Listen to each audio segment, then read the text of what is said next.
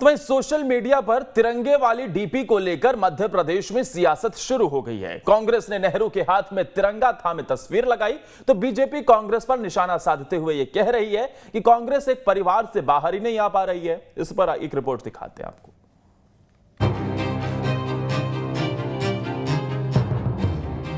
देश भर में हर घर तिरंगा अभियान चल रहा है। इसी के साथ आजादी के अमृत महोत्सव को लेकर पीएम मोदी ने सभी भारतीयों से आह्वान किया है कि सभी सोशल मीडिया पर तिरंगे की डीपी लगाएं। खुद पीएम मोदी ने भी अपनी डीपी में तिरंगा लगाया है। इसके साथ ही एमपी के मुख्यमंत्री शिवराज सिंह चौहान से लेकर बीजेपी के कई नेता, मंत्री, अधिकारी अपनी डीपी में तिरंगा लगा चुके हैं। मगर दूसरी तरफ पीएम मोदी के इस अभियान पर कांग्रेस का साथ उन्हें नहीं मिल रहा। कांग्रेस के नेता यानी राहुल गांधी से लेकर दिग्विजय सिंह ने पूर्व प्रधानमंत्री जवाहरलाल नेहरू के हाथ में तिरंगे थामी तस्वीर अपनी डीपी में लगाई है, जिससे लेकर बीजेपी कांग्रेस पर निशाना साध रही है।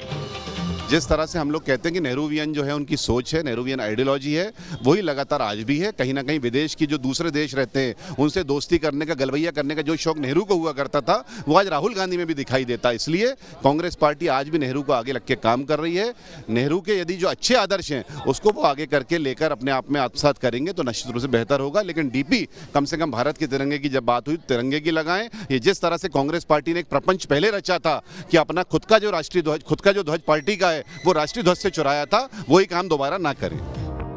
बीजेपी के इस हमले का जवाब कांग्रेस भी दे रही है। कांग्रेस का कहना है कि आरएसएस ने कभी अपने दफ्तर पर तिरंगा नहीं फहराया। नेहरू जी इस देश के पहले प्रधानमंत्री थे, उनका देश की आजादी में महत्वपूर्ण योगदान है।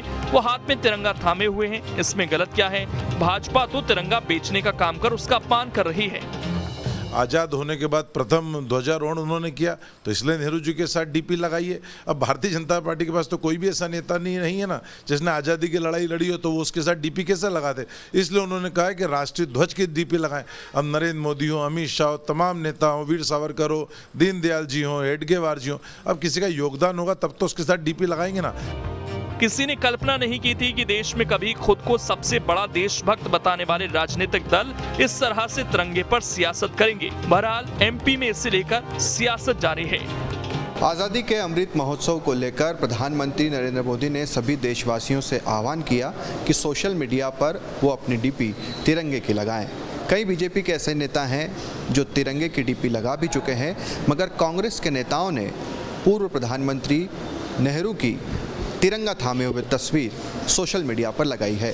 बीजेपी का कहना है कि तिरंगे से बड़ा कोई नहीं हो सकता। ऐसे में कांग्रेस नेहरू से बाहर ही नहीं निकल पा रही है। तो कांग्रेस का कहना है कि पंडित जवाहरलाल नेहरू देश के पहले प्रधानमंत्री थे जिन्होंने देश को आज़ादी दिलाई थी, जिनका बड़ा योगदान था। अगर वो हाथ में तिरंगा थामे हुए हैं तो इसमें बुराई क्या है। वीडियो जर्नलिस्ट अनवर के साथ शुभम गुप्ता, न्यूज़ 8 भोपाल।